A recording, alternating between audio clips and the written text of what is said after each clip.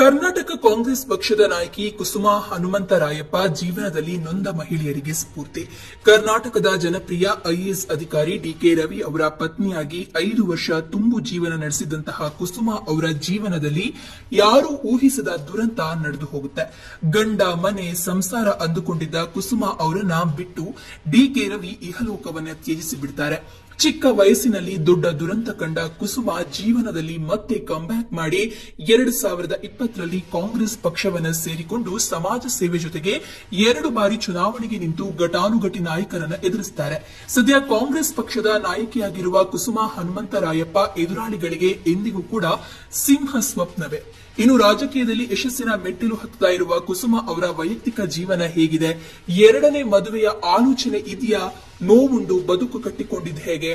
ಈ ಬಗ್ಗೆ ಖಾಸಗಿ ವಾಹಿನಿ ಜೊತೆಗೆ ಮಾತನಾಡಿರುವಂತಹ ಅವರು ಸ್ವತಃ ಅವರೇ ಹೇಳಿರುವಂತೆ, ನಾನು ಸತ್ಯವನ್ನ ಒಪ್ಪಿಕೊಂಡು ಅದರ ಜೊತೆಗೆ ಬದುಕಲು ಶುರು ಮಾಡಿದೆ. ಜೀವನದಲ್ಲಿ ಆಗಬಾರದ ಕಹಿ ಘಟನೆ ಆಗೋಯ್ತು. ನನ್ನ ಜೀವನದ ರೀತಿ ಸಾಕಷ್ಟು ಜನರ ಜೀವನದಲ್ಲಿ ಆಗಿದೆ.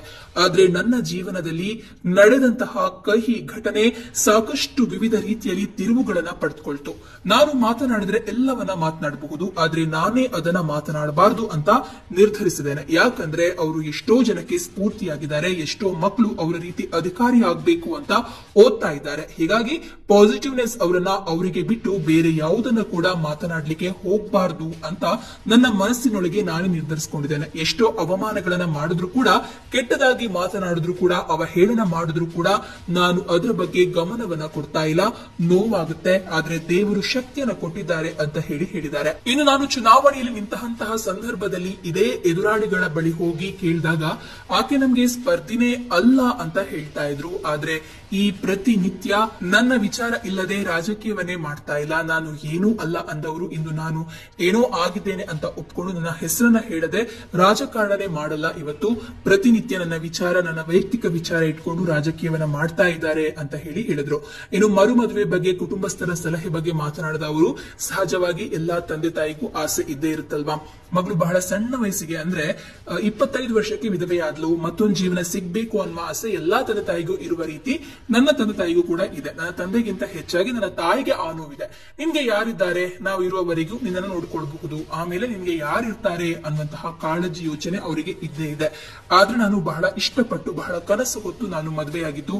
ನಾನು 20ನೇ ವಯಸ್ಸಿನಲ್ಲಿ ಮದುವೆ ಆದಾಗ ನನಗೆ ಮದುವೆ ಬಗ್ಗೆ ಕಲ್ಪನೆನೂ ಇರಲಿಲ್ಲ. ನಮ್ದು ಸಂಪೂರ್ಣ ಅರೇಂಜ್ ಮ್ಯಾರೇಜ್. ಹೀಗಾಗಿ ಬಹಳ ಆಸೆ ನನಗೆ, ನನ್ನ ಜೀವನ, ನನ್ನ ಸಂಸಾರ, ನನ್ನ ಗಂಡ, ನನ್ನ ಮನೆ ಅಂತ ಬಹಳ ಆಸೆಯಿಂದ ಇದ್ದೆ. ಆದ್ರೆ ಅವರು ತೀರಿ ಹೋದ ಕಾರಣ ಇತ್ತಲ್ವಾ, ಅದು ನನಗೆ ಮರೆಯಲಾಗದಂತಹ ವಿಚಾರ ಹಾಗೂ ವಾಸಿಯಾಗದೆ ಇರುವಂತಹ ಒಂದು ಗಾಯ. ಒಂದ್ ರೀತಿ ನಂಬಿಕೆನೆ ಹೊರಟು ಹೋಯ್ತು. ಹೇಗೆ ಯಾರನ್ನಾದ್ರೂ ನಂಬಲಿ ಅನ್ನುವಂಥದ್ದು ತಲೆಗೆ ಬಂತು ಅಂತ ಹೇಳಿದ್ದಾರೆ. ಇನ್ನು ಇಷ್ಟು ನಂಬಿಕೆ ಇಟ್ಕೊಂಡು, ಎಷ್ಟು ಆಸೆ ಇಟ್ಕೊಂಡು, ನನ್ನ ಗಂಡ, ಜೀವನ, ನನ್ನ ಮನೆ ಅಂತ ಸಾಕಷ್ಟು ಆಸೆಗಳನ್ನ ಇಟ್ಕೊಂಡು ಜೀವನ ಮಾಡಬೇಕಾದ್ರೆ ಬಿಟ್ಟು ಹೋದ ಕಾರಣ ನೆನಪಿಸ್ಕೊಂಡ್ರೆ ಅಯ್ಯೋ ಈ ರೀತಿ ನನ್ಗೆ ಆಯ್ತಲ್ವಾ, ಹೇಗೆ ಇದು ಅಂತಾನೆ ವಾಸಿ ಆಗದೆ ಇರುವ ಗಾಯ. ಆ ಗಾಯ ನನಗೆ ಎಷ್ಟು ಆಳವಾದ ನೋವು ಕೊಟ್ಟಿದೆ ಅಂದ್ರೆ, ಮದುವೆ ಅಂದ್ರೆ ಇಷ್ಟೇನಾ, ಜೀವನ ಅಂದ್ರೆ ಇಷ್ಟೇನಾ ಅನ್ನುವಂತಹ ನಿರ್ಧಾರಕ್ಕೆ ಬರುವಂತೆ ಮಾಡ್ತು. ಹೀಗಂತ ತಮಗಾದ ನೋವನ್ನ ಹೊರಹಾಕಿದ್ದಾರೆ ಕುಸುಮಾ ಅವರು.